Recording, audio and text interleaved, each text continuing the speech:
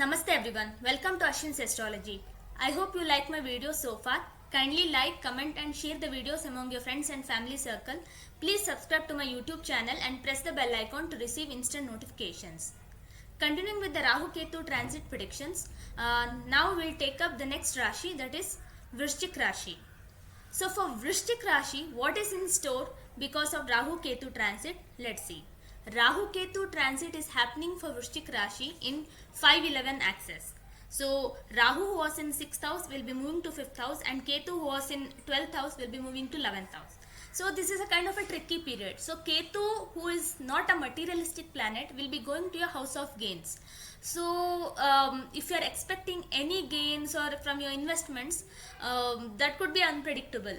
So you might get more gains than expected, or you may not get also. So Ketu is that kind of unpredictable planet here, and Rahu in the 5th house will give you success in speculations in stock markets, because Rahu is the Karaka for stock markets, and if he had been in 11th house, definitely that speculations would have turned into greater amount of profits. But Ketu in the 11th house somewhere looks like he will limit the profits also.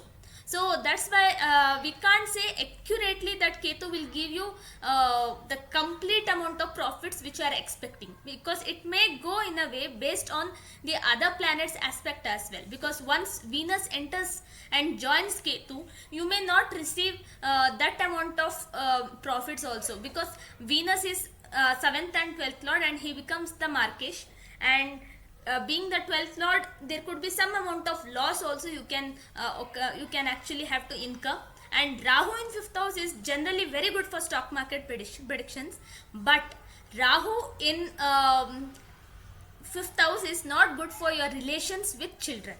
So Rahu residing in the house of Jupiter, and Jupiter is the natural Putra Karaka. So for Vrischika Rashi, there could be some problems in relation with children. Your children might be not like, your children might be angry towards you, or might be disappointed, or may not show much interest towards you. So this also could be a possibility, or there could be a distance between you and your children as well. So you might have to separate from your children for a long time, or for these 18 months you might have to stay away from your family as well. So these kind of situation also may occur in next 18 months.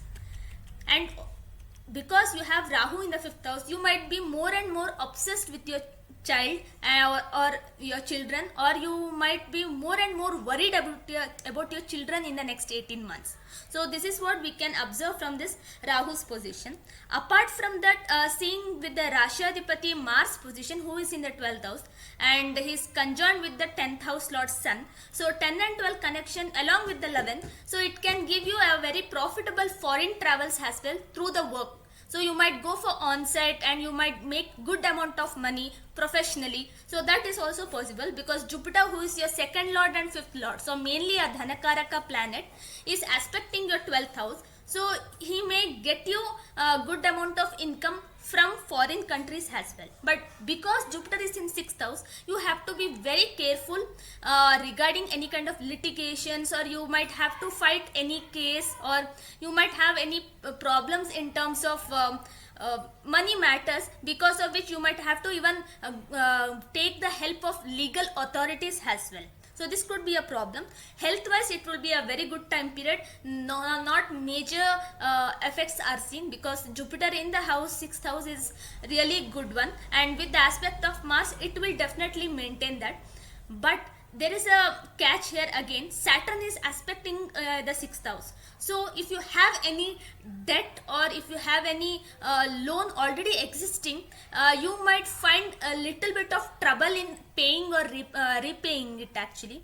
But this would be a even good time if anyone wants to commit for life or wants to take up a loan. So this is the right time for you to enter into a loan. That is, if you are expecting any kind of home loan, vehicle loan, or anything to be sanctioned by any financial institution, because Jupiter represents banking and financial institutions. So you might get that money help from banking and financial institutions, that is due to Jupiter's presence in 6th house. But because Saturn is aspecting Jupiter, so there could be some legal questions which you have to face, because for Vrischika Rashi, 3rd and 4th lord is Saturn. So as a 4th lord, he is neutral, but as 3rd lord, Saturn is not a good lord for Vrischika Rashi, and doesn't have a good relationship with the Rashadipati Mars also. But fortunately, Saturn is not aspecting Mars, and neither Mars is aspecting Saturn, but Saturn is aspecting your Rashi.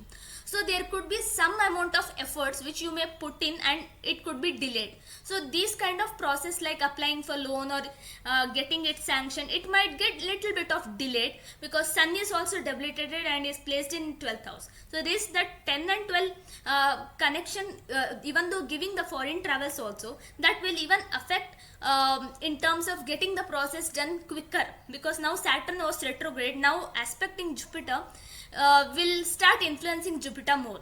So now you might start seeing that Jupiter results wouldn't be that quick enough, but little bit slow because of Saturn influence. So even though Jupiter is still in retrograde and will turn by end of December, but we will see the auspicious results of Jupiter here, because he is out of the clutches of Rahu. So overall, it looks very good from the finances perspective and also from a career perspective. But in terms of any 6th house related activities, so regarding if you are thinking to buy a home, or if you are thinking to take a loan, so that those process or any government related process might get little bit delayed, because 10th lord Sun is in 12th house and also aspected by your Jupiter, who is in a retrograde motion right now, and who is aspected, in turn aspected by Saturn.